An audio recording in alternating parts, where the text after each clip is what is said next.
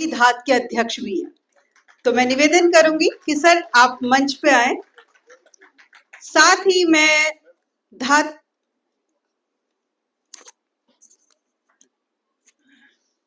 मैं धात कोना कक्षा की संयोजक श्रीमती आशा डोभाल जी मैम को भी यहाँ पे इनवाइट कर रही हूँ कि मैम आए और हमारे अध्यक्ष जी का सम्मान करें, उन्हें पौधा भेंट करें। सर थोड़ा इधर आ जाइए मेरे ख्याल से।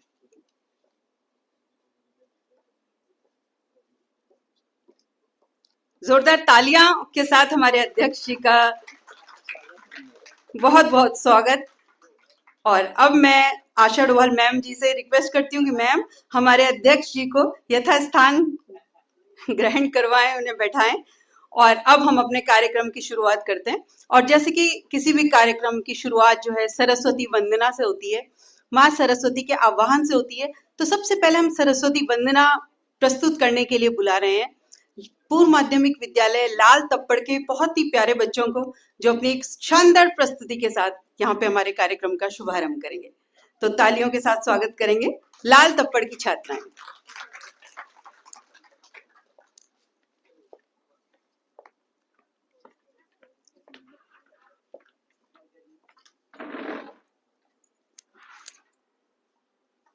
बंद कैसे होता है?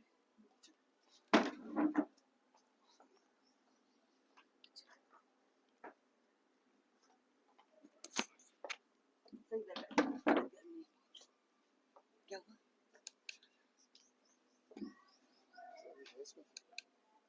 सेल भी खत्म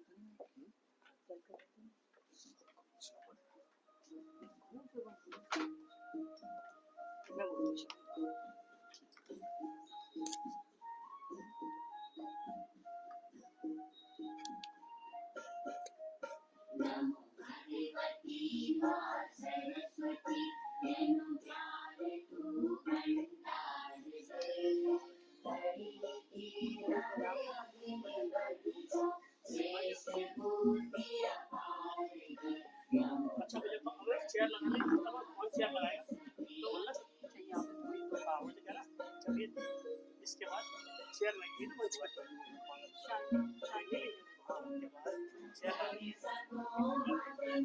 चेयर लगाएगा सही है ना बोल ये माइक को क्या इसको ऑफ कैसे करना वहीं पे रख दिया टेबल पे रख दिया जब यूज ना हो तो ऑफ रखो इससे बैठे बैठे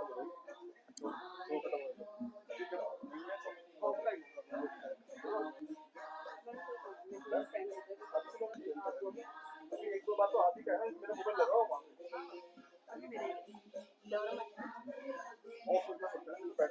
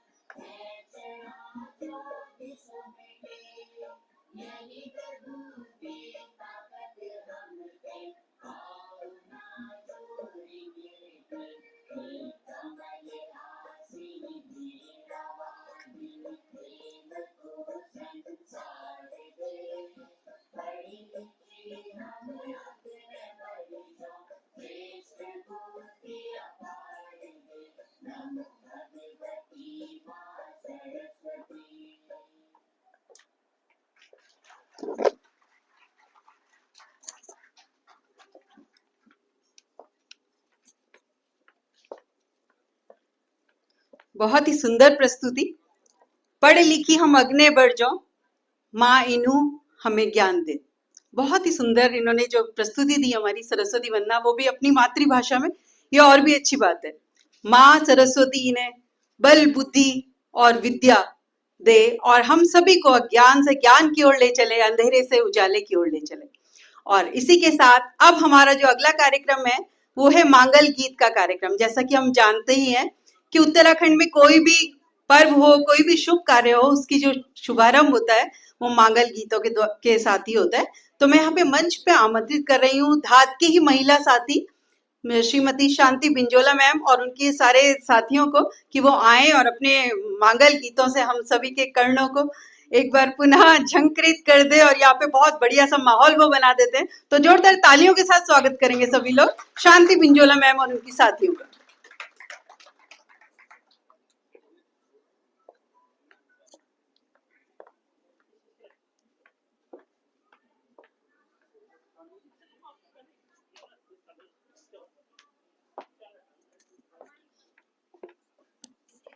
इसी में ही होगा क्या? एक और होगा, एक में नहीं होगा ना? यहाँ पे आ जाते हैं, या तो सुनो यहाँ पे आ जाते हैं। तो एक से नहीं होगा ना, एक से नहीं होगा।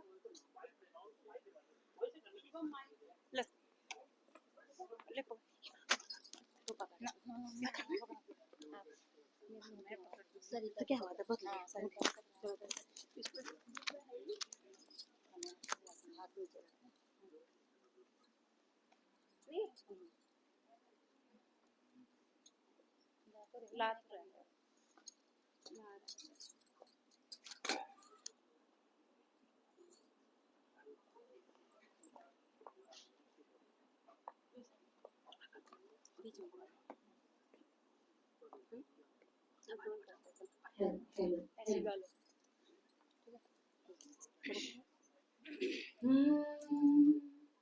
देना हो या खोरी का गणेशा है, देना हो या मोरी का नारायणा है, देना हो या खोरी का गणेशा है, देना हो या मोरी का नारायणा है, देना हो या भूमि का भूम्याला है,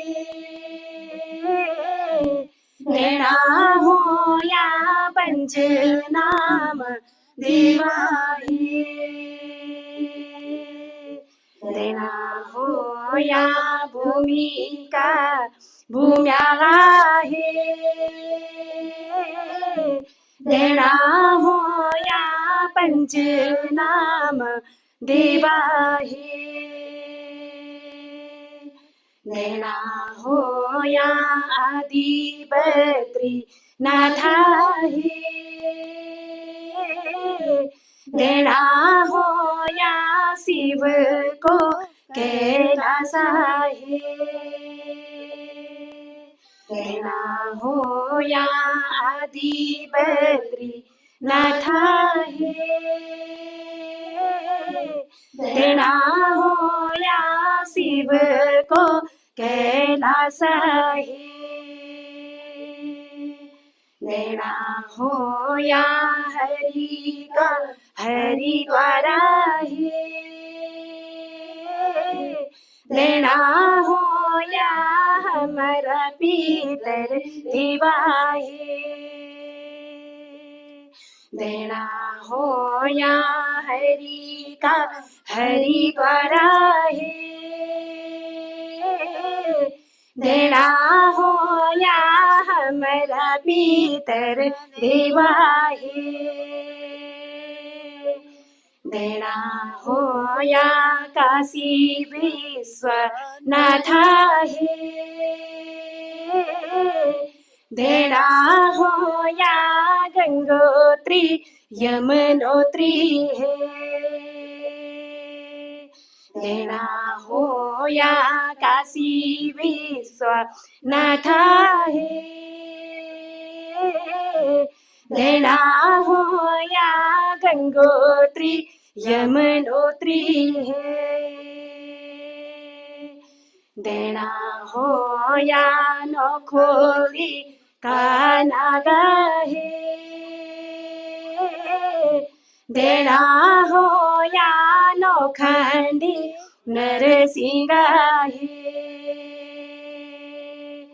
देना हो या नौखोली का नागा है, देना हो या नौखंडी नरसिंह है, देना हो या खोली का गणेश है, देना हो या मोरी का नारायण है, देना हो या मोरी का नारायण है, देना हो या मोरी का नारायण है।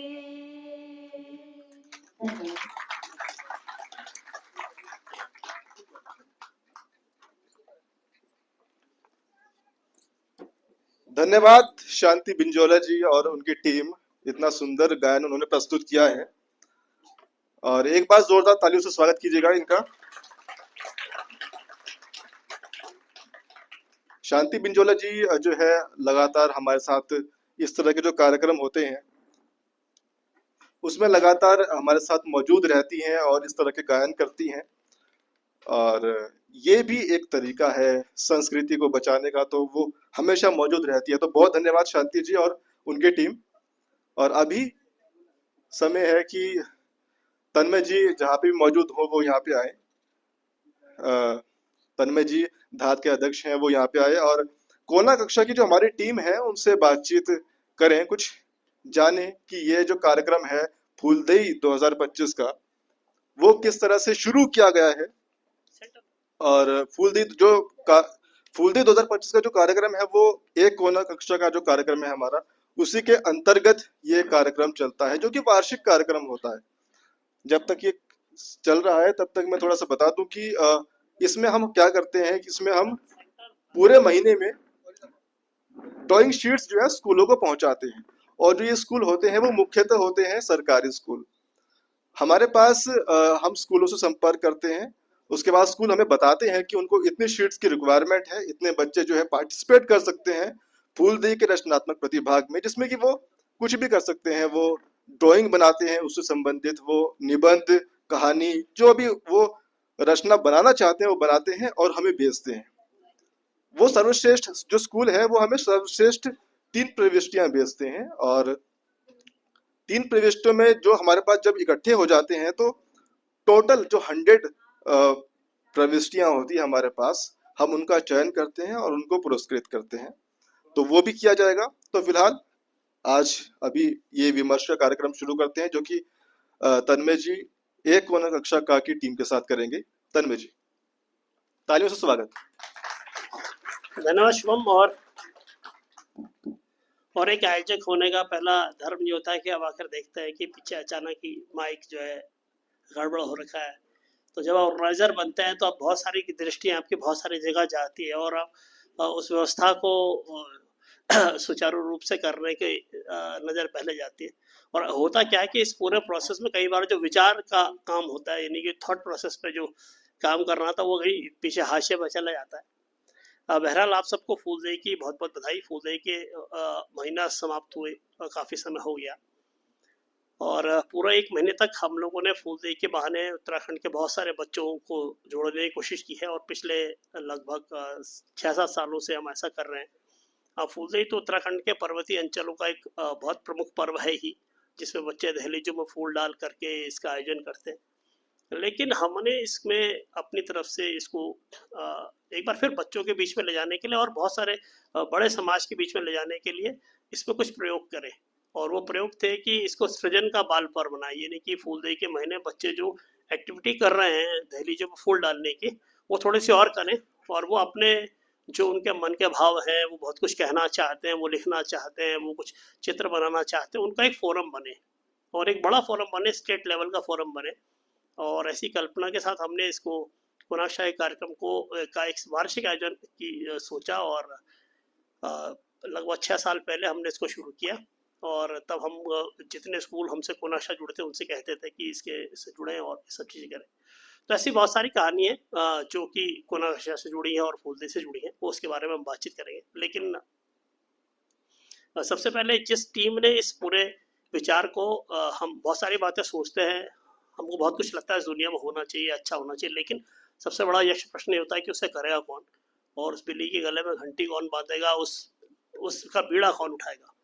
और मैं जितना मैंने पढ़ा लिखा है, मैं समझता हूँ कि जब दुनिया आरंभ हुई थी किसी दौर में, और जब इंसान ने सभ्य समाज के रूप में जीना प्रारंभ किया, एक समाज के रूप में जीना प्रारंभ किया, तो सबसे बड़ा सवाल और सबसे ज़रूरी सवाल ये था कि हम जो भी कुछ जानते हैं और जो भी इस दुनिया में ज्ञान है, उसको निरंतर नई पीढ़ी तक ले जाना है। क्योंकि अगर आप एक अच्छी दुनिया बनाना चाहते हैं, तो जो कुछ भी आपने सीखा है, जो कुछ भी आप जानते हैं, और जो कुछ भी इस दुनिया में अच्छा ज्ञान के रूप में मौजूद है, उसको नई पीढ़ी तक ले जाना है, और बहुत जिम्मेदारी से ले जाना है। इसका छोटा सा स्वरूप हम अपने परिवार में करते हैं। हम अपने बच्चों की शिक्षा के लिए हर वो कोशिश करते हैं जो की जानी चाहिए।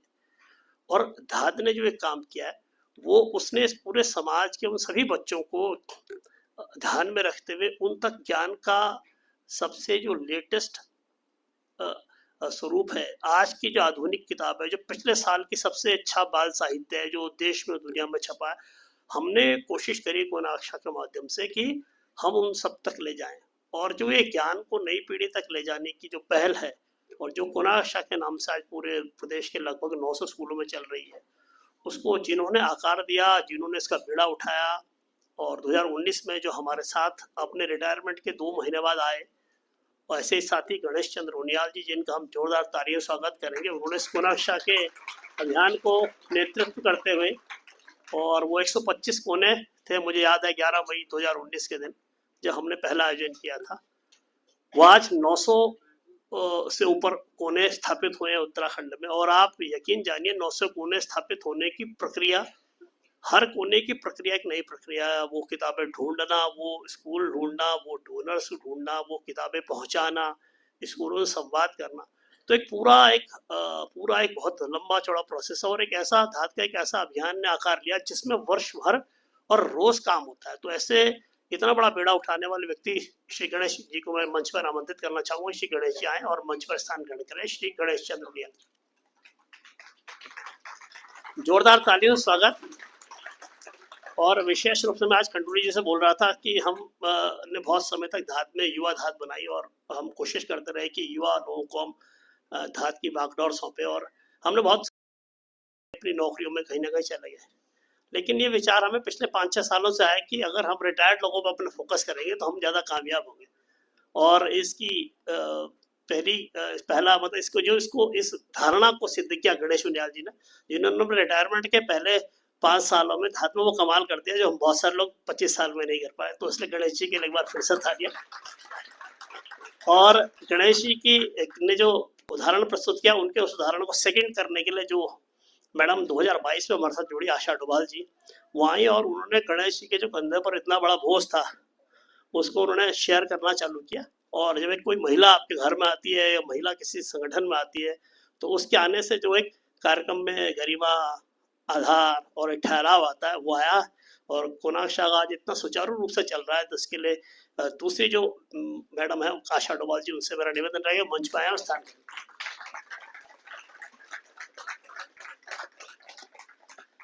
अब तो ये दो रिटायर्ड वाले साथियों की फहरिस्त हो गई, लेकिन ऐसा नहीं है कि सब काम रिटायर्ड ही लोग कर रहे हैं। हम जैसे लोग भी थोड़ा थोड़ा काम करते हैं। तो कुछ लोग, लेकिन हम सबकी सीमाएं आती, क्योंकि हम सबको अपने ऑफिस में, घर के, परिवार के सबसे पीक पीरियड में अपने लिए समय निकालना होता है। तो जब ये कोनाशा का शुरू हुआ था, तो जिनके स्कूल से शुरू हुआ इस अभियान को, और बहुत निष्ठावान टीचर जो अपने स्कूल में, न केवल अपने स्कूल के टाइम में बल्कि उसके बाद भी जिन्होंने अपने बच्चों के साथ समय बिताया, उनको बेहतर मनुष्य बनाने का वो काम किया जिसकी हम योजना कोनाशा बनाते थे। और आज भी हमारे सभी कार्यक्रमों के जो स्कूल के कार्यक्रमों के आधार में रहते हैं हमारे कोनाक्षा के सह संयोजक श्री राजीव पात्रे जी, जिनके स्कूल से कोनाक्षा का अभियान शुरू हुआ। मैं उनको भी चाहूँगा कि वो आए और मंच पर स्थान ग्रहण करें। श्री राजीव पात्रे जी। और हम छोटी सी बातचीत करेंगे। हमने आज का अपना शेड्यूल तय किया था कि हम एक छोटा सा कार्यक्रम करेंगे। हम चाहेंगे कि बस केवल हम आप तक वो छोटा सा मैसेज दे पाए जिसके लिए हम एकत्र हुए हैं, जिसके लिए हम ये कर रहे हैं। और छोटी सी बातचीत के बाद हम अपना आगे कार्यक्रम प्रारंभ करेंगे। तो आइए इनसे थोड़ी सी बातचीत करके हम जस्ट जानते हैं थोड़ा सा।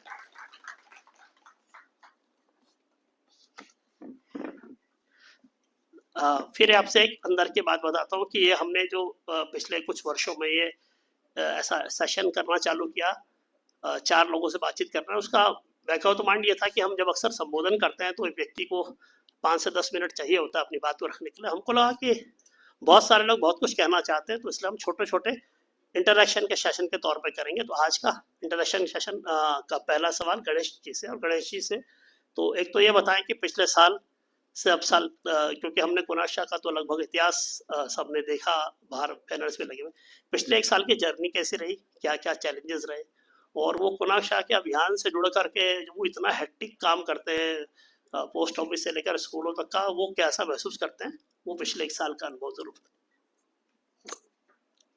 सभी को नमस्कार। और जैसा कि अभी ममगाई जी बता चुके हैं कि हम 900 से अधिक कोनों की स्थापना कर चुके हैं। 2018 में जो हमारा कार्यक्रम शुरू हुआ था आज काफ़ी अच्छे लेवल पे पहुंच गया है।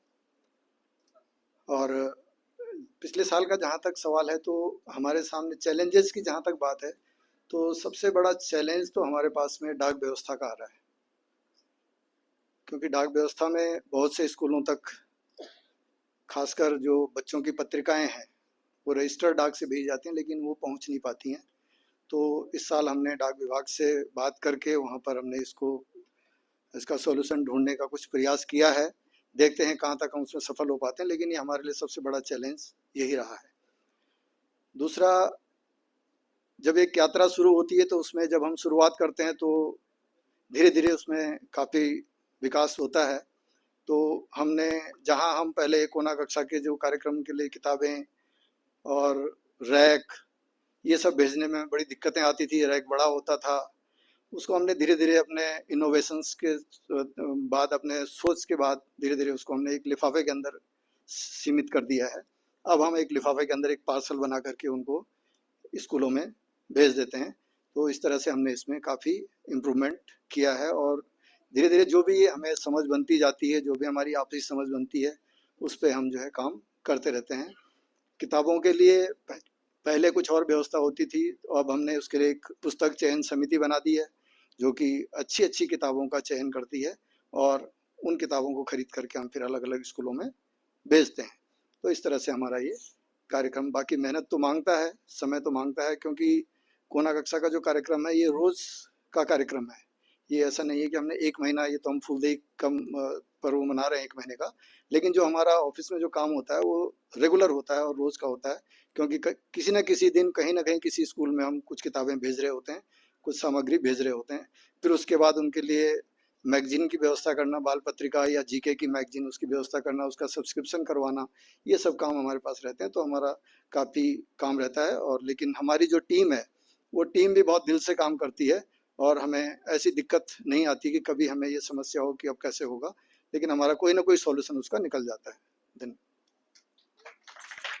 धन्यवाद गणेश जी। और जैसा कि गणेश जी ने कहा कि ये बहुत मेहनत मांगता है, तो मैं एक पिछले हफ्ते हमने एक नोट लिखा था, तो मैंने कैलकुलेशन लगाया कि हम कोनाक्षा कार्यक्रम में साल भर में 3 से लेकर 4,000 घंटों का श्रम वर्ष भर में लगाते हैं, जिसके लिए कि गणेश जी और आशा जी लगभग रोज ऑफिस आते हैं, अपना एक लंबा समय देते हैं। इसके अलावा ऑफिस आने के अलावा भी जितनी क्वेरीज होती है स्कूलों को लेकर के, क्योंकि इतने स्कूलों से संवाद करना, उन तक चीज़ों को भेजना, इंश्योर करना कि पहुंची, इंश्योर करना कि उन्होंने पढ़ा, उसके बाद उनके रिस्पॉन्स को देखना, ऐसे बहुत सारी चीज़ की एक्टिविटीज़ हैं। और चूंकि सब स्वैच्छिक स्तर पर हो रहा है और अपने वॉलंटरी लेवल पर हो रहा है, तो एक बड़ा चैलेंज हो जाता है।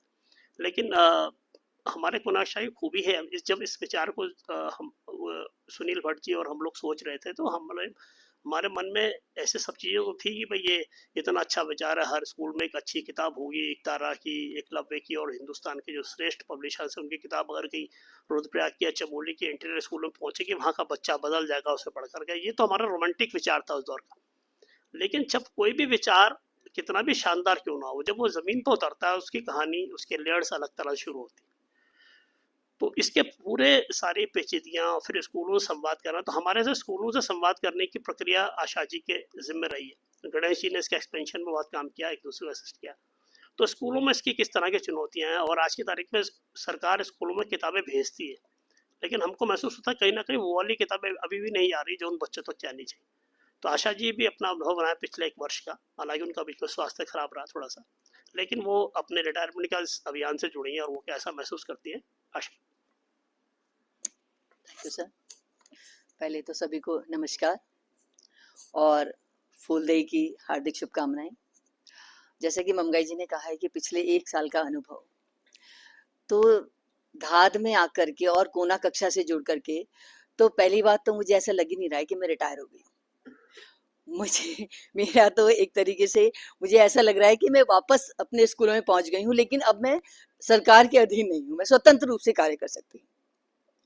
दूसरी बात, जो हम स्कूलों में जब अगर हमें बच्चों से प्यार होता है ना, और उन्हीं बच्चों के पास हमें दोबारा ले जाया जाए, तो इससे बड़ी खुशी कहीं नहीं मिल सकती।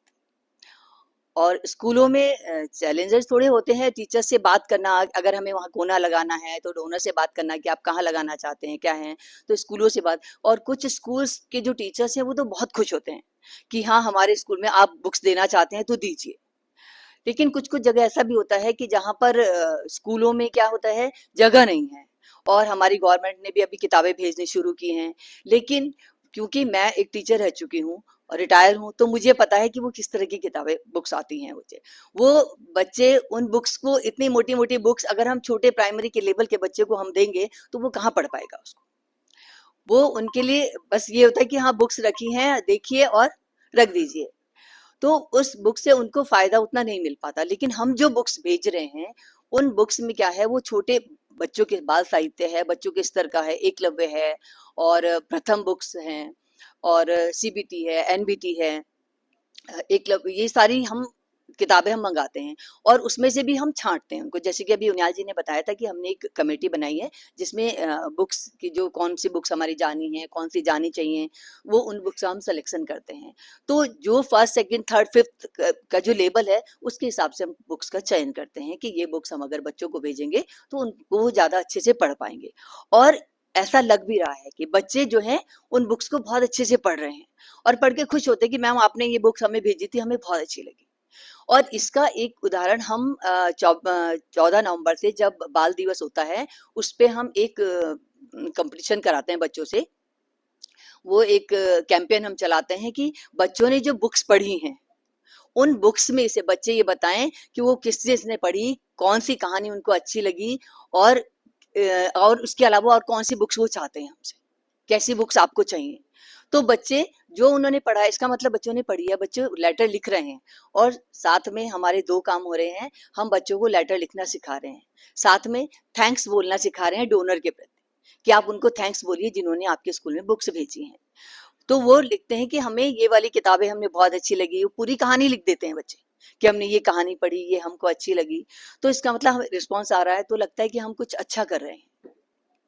और टीचर्स से जब हम बात करते हैं तो टीचर्स भी बहुत सारे बहुत खुश होते हैं कि हाँ मैम भेजिए, हम बच्चों को पढ़ाएंगे। और वो किताब उसमें कहानी भी होती है, चुटकुले भी होते हैं। बहुत सारे बच्चे लिखते थे कि हमें मैम हम चुटकुलों की बुक भेजिए, आप हम चुटकुले पढ़ना चाहते हैं। तो फिर हमने वो चुटकुले और वैसी जो छोटी छोटी बुक्स इस टाइप की होती हैं जिनमें बच्चे कुछ अपने रचनात्मक भी कर सके, वो हमने बुक्स उनको भेजनी शुरू की। तो इस तरह से हमारा जो ये कार्यक्रम है ये चल रहा है। और आज जैसे उनियाल जी बता रहे थे 900 कोनों से ऊपर हम पहुंच चुके हैं, यानी कि इतने लोग, इतने बच्चे, इतने अध्यापक सब धात के साथ हैं और ये कार्यक्रम हमारा बहुत अच्छे से चल रहा है। बस अभी थोड़ा सा बीच में मेरी जो तबीयत खराब रही, मैं थोड़ा सा नहीं कर पाई हूँ, हरेला से मेरी थोड़ी सी हाथ में प्रॉब्लम हो गई थी। लेकिन मैं अभी बीच में आप कार्यक्रम देख रहे थे तो शायद मैं उसमें नहीं दिखी होंगी, वो यही कारण था कि मैं अस्वस्थ चल रही थी। लेकिन अब मैं पूरी तरह से ठीक हूँ और मेरा कार्यक्रम जो है वो शुरू हो चुका है और अब मैं लगातार धात के लिए समर्पित हूँ कि जब जहाँ किसी के यहाँ कोना लगाना है, बुक्स पहुँचानी है, हम सब मिलकर के कार्य कर रहे हैं। सबसे बड़ी बात यह है कि हमारी कोना कक्षा की टीम और हमारे धात के संपर्क सब एक हैं, कि ये महसूस नहीं हुआ कि डोभाल मैडम नहीं आई तो कहीं काम रुका होगा। कहीं काम नहीं रुका है और उसका नतीजा आप देख रहे हैं यहाँ पर। तो इसलिए सभी को, आप जो आए हैं आपको धन्यवाद, और धात को धन्यवाद कि ये कार्य जो है निरंतर चलता रहता है और ये हमेशा चलता रहेगा। Thank you. धन्यवाद आशा जी। और जैसे कि 900 कोनों की बात करी थी, लेकिन 900 कोनों में एक विशेष बात जो मैं आपसे कहना चाहता हूँ कि एक होता है कि जब आदमी इस दुनिया के लिए कुछ अच्छा करने की सोचता है तो हम किसी की मदद करते हैं, किसी बच्चों को पढ़ाने की सोचते हैं। तो एक व्यक्ति के स्तर पर जब आप काम करते हैं वो इंडिविजुअल थॉट होता है, लेकिन वो चेतना जब सेकंड लेवल पर जाती है, यानी कि आप न केवल खुद करते हैं बल्कि समाज को जोड़ते हैं उसमें, वहां से मुश्किल भी शुरू होती है, लेकिन वहीं से असली काम भी शुरू होता है। यानी कि जिस दिन मुझको लगा मैंने करा, फिर मैंने शांति बिंजोला जी को बोला, फिर मैंने मनोज भट्ट जी को, जो अपने मित्रों को बोला। तो इस तरह जब हम एक समाज खड़ा करते हैं किसी चीज के पक्ष में, वहां से समाज में एक बड़ा बदलाव प्रारंभ होता है। और जो 900 कोनों की सबसे खूबसूरत बात यह है कि हर कोने के पीछे एक आदमी है, वो जो समाज का कॉमन आदमी है। वो हमारे जितने लोग सामने बैठे हैं इनमें से हैं बहुत सारे लोग जैसे जो बाहर रहते हैं, विदेश हैं, कोई दूसरे शहरों में है, क्योंकि ये 900 कोने उत्तराखंड के पिथौरागढ़ से लेकर चमोली तक हर जिले में लगभग स्थापित हुए। हर किसी ने अपने गाँव के लिए लगाया। तो एक बड़ा अभियान, एक बड़ी संवेदना, एक बड़ा विचार आकार ले रहा है। और इस विचार के जो प्रारंभिक साथी थे, जिनके स्कूल से शुरू हुआ, जिन्होंने इस थॉट को एकदम कहा कि ठीक है मेरे स्कूल से कीजिए। और मैं आपको सच बताऊं कि ऐसा काम करने का हौसला कहाँ से आता है हमको ऐसा हौसला उन सभी शिक्षकों से आया जो कि नई चीज़ों को करने में, जिन्होंने हमेशा पॉजिटिव रोल अदा किया। ऐसे साथी राजीव पांत्री जी, जो हमारे शैक्षिक एकांश के अध्यक्ष थे जब इन्होंने इसको शुरू किया, और फिर जब इसका एक बार विस्तार हुआ तो चूंकि निश्चित रूप से सर्विस पर रहते हुए एक हद के बाद समय देना मुश्किल होता है, लेकिन फिर भी तब से लेकर के और पिछले 7 वर्षों में कोनाक्षा से लेकर धात के हर आयोजन में उनकी एक सक्रिय भूमिका रहती है। वो आते हैं, उनका समय कम होगा ज़्यादा होगा, अपना योगदान हमेशा देते हैं, अपनी सर्विस की पूरी निष्ठा से निभाते हैं, अपने स्कूल के बच्चों को उस समय के बाद भी 2 घंटे पढ़ाते हैं। उनके बच्चे स्टेट लेवल पर, नेशनल लेवल पर जा रहे हैं। तो एक निष्ठावान शिक्षक, एक समर्पित धात के साथी और एक बहुत शांत चित्त व्यक्ति है राजीव पांत्री जी। तो मैं चाहूंगा वो भी अपने आशीर्वचन हमारे कोनाक्षा के बारे में। धन्यवाद ममगन जी, और आप सभी को नमस्कार। कोना कक्षा की शुरुआत मेरे स्कूल से ही हुई है, ये सच है। उस समय ये बात हुई थी, श्री सुनील भट्ट जी और ममगाई सर ने मुझसे बात की थी, बल्कि मेरे स्कूल में आए थे, और वहीं पर इसकी एक रूपरेखा बनी थी कि हम लोग ये चाहते हैं कि सरकारी स्कूलों में कुछ ऐसा किया जाए कि जो सार्वजनिक शिक्षा में सहयोग कर सके। बच्चों के लिए एक हम ऐसा कुछ करना चाहते हैं कि मनोरंजक किताबें और ज्ञानवर्धक किताबें मिल सकें बच्चों को। तो इसमें हमने पहले, सबसे पहले मैं देहरादून में ही पोस्टेड हूँ, जूनियर हाई स्कूल गलजवाड़ी में, और उस समय हमारे स्कूल के संकुल केंद्र इंदिरा नगर से ये शुरुआत हुई थी। बल्कि मेरे साथी श्री प्रभाकर देवरानी जी भी इस प्रसाल कक्ष में बैठे हुए हैं। आप, हम और हमारे अन्य साथियों ने एक बड़ी मीटिंग करी थी ममगाई जी के नेतृत्व में, और वहां से ये कार्यक्रम शुरू हुआ था। आज ये कार्यक्रम पल्लवित पुष्पित हो रहा है, फूल रहा है, और 900 से ऊपर हमारे कोने हो चुके हैं, और लगभग उत्तराखंड के सभी जिले इससे आच्छादित हो चुके हैं। मैं इसके कार्यान्वयन या बच्चों को में इसकी क्या कारगरता है, इसको ज़्यादा महसूस करते हुए कहना चाहता हूँ कि जब हम देखते हैं कि पत्रिका, जैसे कि साइकिल एक पत्रिका आती थी स्कूलों में, तो बच्चे इसमें ज्ञानवर्धक कई चैप्टर्स होते थे, तो बच्चे इसको बहुत अच्छी तरह से पढ़ते हैं। और अब चंपक आती है, अब बाई पोस्ट हमको पुस्तकें मिलती हैं, तो बच्चों को हर महीने की मैगजीन का इंतजार होता है। कभी हम भी पढ़ा करते थे जब हम छोटे थे, तो हमारे समय की जो कॉमिक्स वगैरह थी, तो बड़ा इंटरेस्ट हमको होता था उनमें। तो हमारे बच्चे इस पुस्तक की, धात की जो पुस्तक है, इसका बड़ा बेसब्री से इंतजार करते हैं। बल्कि हमने स्कूल की लाइब्रेरी के इतर एक अपनी धात की एक लाइब्रेरी, जिसमें हमारे पहले की पत्रिकाएं भी शामिल हैं, तो वो भी संजो करके रखी हैं, और हमारे बच्चे स्कूल टाइम के बाद हैं। इसके अलावा जो डोनर है, डोनर के नाम की नेम प्लेट भी लगी होती है, और साल में एक बार हम लोग, हमारे बच्चे डोनर का थैंक्स करते हुए चिट्ठी लिखते हैं। तो उसमें लगभग ज्यादातर बच्चे तैयार होते हैं कि हम भी चिट्ठी लिखेंगे, हम भी चिट्ठी लिखेंगे। तो हम उनमें से एक आध चिट्ठी आगे भेज देते हैं। तो मैं शुक्रगुजार हूँ कि इस तरह की धात ने ये प्रकल्प ऐसा चलाया कि जो कि बच्चों को मदद कर रहा है। धन्यवाद। धन्यवाद और आप सबका बहुत बहुत आभार। हम अगले कार्यक्रम की तरफ बढ़ेंगे, लेकिन इस कार्यक्रम को अगले सत्र में जाने से पहले मैं यहाँ पर स्वागत करना चाहूँगा कि हमारे हाथ के कुछ वरिष्ठ साथी, समाज के वरिष्ठ नागरिक हमारे बीच में देहरादून के प्रसिद्ध अस्सी रोग विशेषज्ञ डॉक्टर जयंत नवानी मौजूद है। वो अपनी उम्र के इस पड़ाव में भी हमेशा सक्रियता में बरकरार रखते हैं। आपका सर बहुत बहुत स्वागत। धात के पूर्व अध्यक्ष श्री आशुपणि व्यास जी, जो जिससे कि से रिटायर्ड रहे और अपनी तमाम सोशल एक्टिविटी में लगातार एक्टिव रहते हैं, आपका आशीर्वाद हमेशा रहता है, वो आप मौजूद हैं। मनोज भट्ट जी, गढ़वाली साहित्यकार, आशा टमटा जी, हमारे धात के जो संस्थापक सदस्य मुझसे एक महेंद्र ध्यानी जी, और बहुत सारे लोग हमारे धात के, और विजय भट्ट जी जो mangal.com जिनके सहयोग से हम इस कार्यक्रम को कर रहे हैं। ऐसे बहुत सारे साथी हमारे बीच में मौजूद हैं। सबका बहुत बहुत स्वागत है। मानस इंटरनेशनल से उनके डायरेक्टर और प्रिंसिपल मैम जी, डायरेक्टर और प्रिंसिपल मैम है। मेरा व्यक्तिगत परिचय नहीं आपसे, आपका भी बहुत बहुत स्वागत है। आप सब लोग के सहयोग से ये पूरा फूलदेई का 1 महीना हुआ। विजय मधुर जी हमारे बीच में है, उनका भी बहुत बहुत स्वागत है।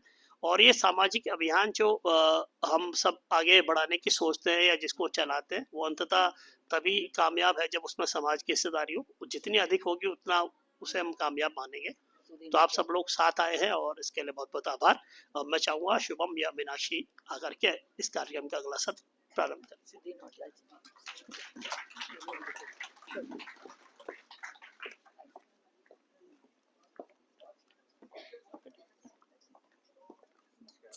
नमस्कार सर।